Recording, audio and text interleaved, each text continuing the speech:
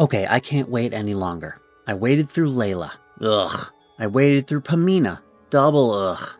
And somehow I had forgotten all about Saffiyah Alter. I was all excited to finally get Convallaria, and then she pops up. Triple ugh. But I can't wait any longer, I really can't. I've said all three of these were skips, but now I'm actually going to look at Saffiyah Alter so I can give you an honest opinion not purely based on spite.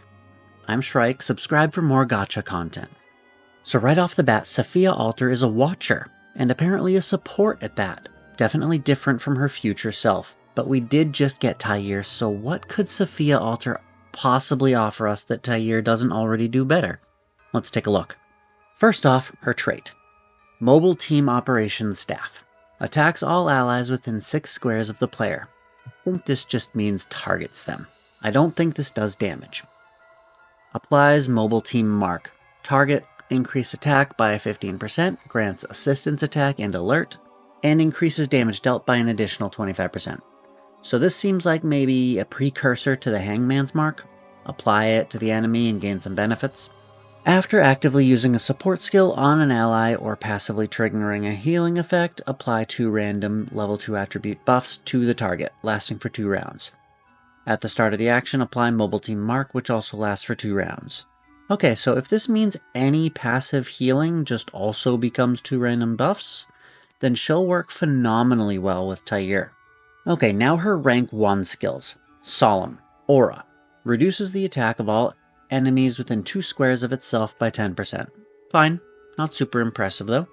Line Deployment. Support. Instant. I like those.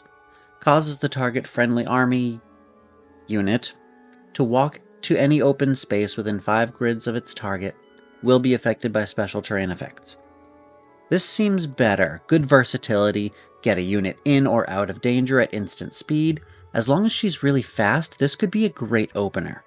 Go ahead 5 spaces and have your DPS leapfrog even further, and then the DPS goes and they're way ahead. I can see this crushing in PvP. Sniper Cover Me.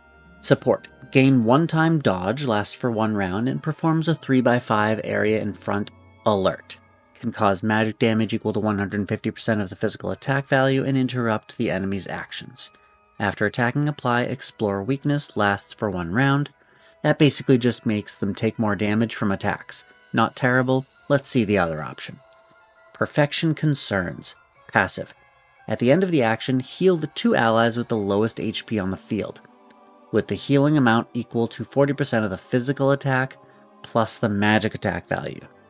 Standby, it will trigger once more. Okay, so if standby, it will trigger once more, healing an amount equal to 20% of the physical attack plus the magical attack value. So there's her built-in synergy with her trait, and also proof that you'll want to build her with a high physical attack as well as magical attack. All in all, I think this is the better option here, but she's not going to be super easy to build. Here are our reactions. Avoid Vital Points. Reaction. When actively attacked, damage received is reduced by 8%, and critical hit rate is reduced by 30%. Your own critical hit rate? What a stupid skill. This has to be reduce the enemy's crit rate, right? Or Battlefield Therapy. Reaction. When actively attacked, damage received is reduced by 8%. After being actively attacked, heal the ally with the lowest HP percentage within 2 grids of the player, with the healing amount equal to 100% of magical defense value. Okay, so more synergy with her trait, but now scales off magic defense. She's going to be really difficult to build. I think we still go with this one though. Even if the first one is the opponent's crit rate, this one just seems more powerful. Scarlet Memory. Leader's Aura. For all allies whose camp is Scarlet Knight, their attack increases by 10% and their defense increases by 20%.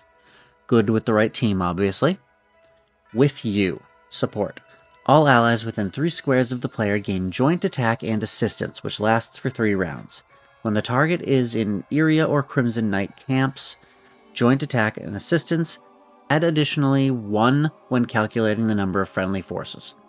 Okay, so this basically means that 3 allies, or 4 if they're in those 2 camps, will get more attack and defense based on the number of friendly units around them. So she's going to want to be right in the thick of things, surrounded by friendlies. I don't know. This might be stronger, but the first one is simpler, and the less I have to think, the better.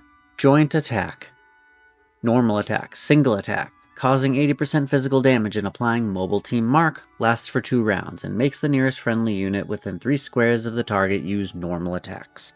Assistance attack. Causing 50% damage. Interesting mechanic, but 50% damage? When is that going to be battle defining? Maybe if a character that has effects built into their attacks, like dots or something, I could see that kind of synergy. Not about the damage, but just about getting that attack. Especially since it's a basic attack, many ranked up units have an upgraded basic which has effects built in.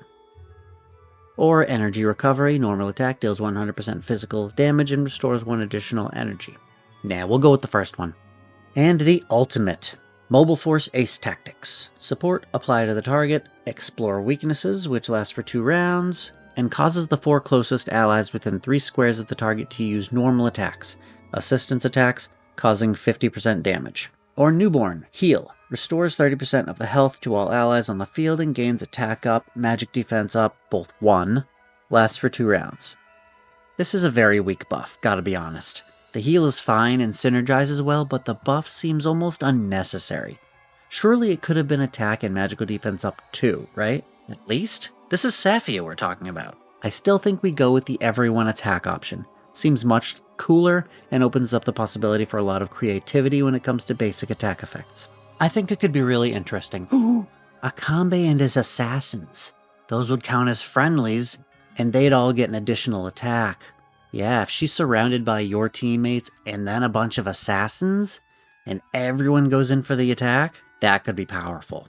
Okay, so I know she's labeled a support, and her trait makes us want to lean towards healing, but I honestly think the better use for her is with those skills that encourage allies to do additional attacks. Anybody that's played a turn-based tactical game can tell you that additional turns or additional attacks is an incredibly powerful tempo advantage. And with all these attacks, I think I'd put Saffiyah Alter squarely in the boss killer category. And for that reason, I do think she succeeds in being different enough from Tyr to justify pulling for her. Now will I?